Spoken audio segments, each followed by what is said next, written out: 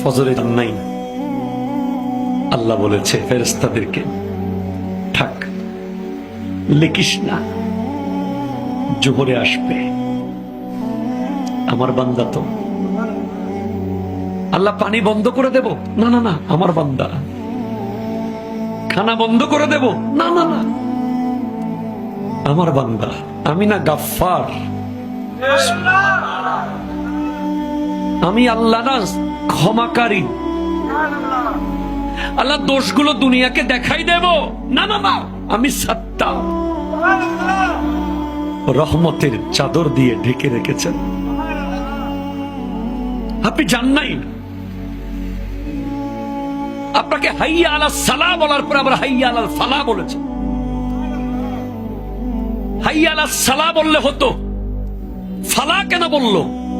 আরে তোর লাভের জন্য আয়। আমি আল্লাহকে তুই সিজদা করবি, লাভটা আমার হবে না, তোর হবে। আয়।